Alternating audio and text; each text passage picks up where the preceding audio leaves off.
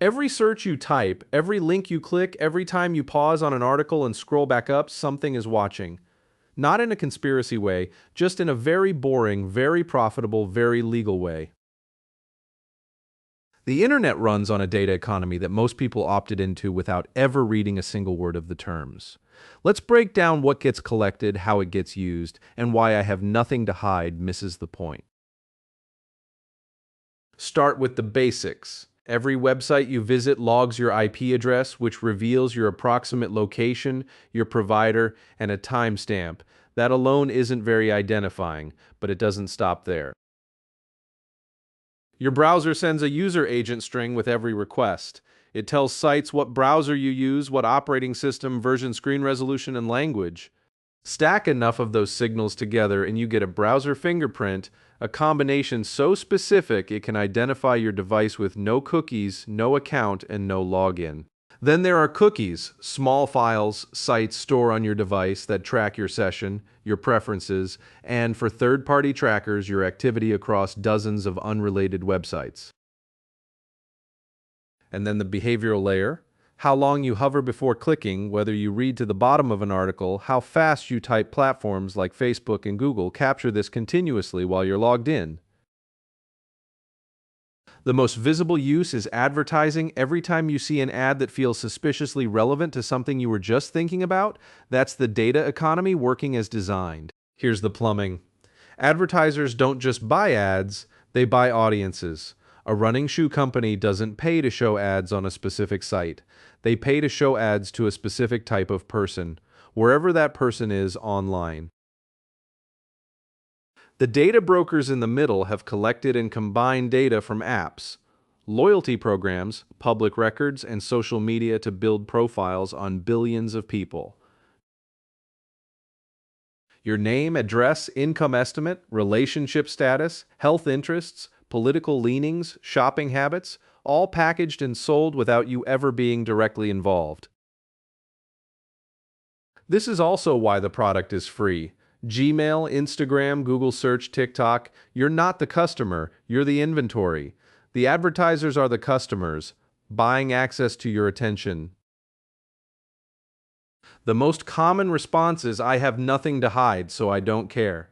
That sounds reasonable until you examine it.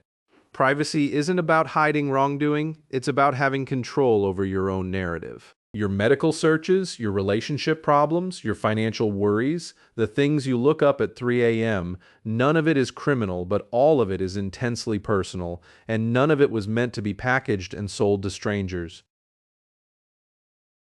There's also a chilling effect. When people know they're being watched, they change their behavior. They self-censor. They avoid searching for things that might look bad, even when the intent is innocent. A journalist researching extremism, a doctor looking up drug interactions, a person trying to understand a diagnosis. Surveillance makes all of those searches feel riskier than they should. And the data doesn't just affect ads. Insurers have explored using data profiles to assess risk. Employers have screened candidates by social media. Law enforcement buys commercial data that would need a warrant to collect directly. You can't opt out entirely, but you can meaningfully reduce your footprint without making your online life miserable. The highest impact change is a browser that doesn't track you by default. Firefox with uBlock origin blocks most third-party trackers at the source. Brave does the same with less setup. Search engines like DuckDuckGo and Brave Search don't build profiles on you. They show everyone the same results for the same query, which is actually closer to what search used to be. For email, the contents of your Gmail are used to improve Google's ad targeting.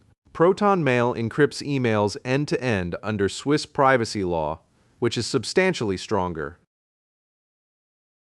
None of these are perfect. A determined, well-resourced actor can still identify you, but the realistic threat for most people isn't a government agency, it's the quiet, continuous draining of personal context into a commercial system.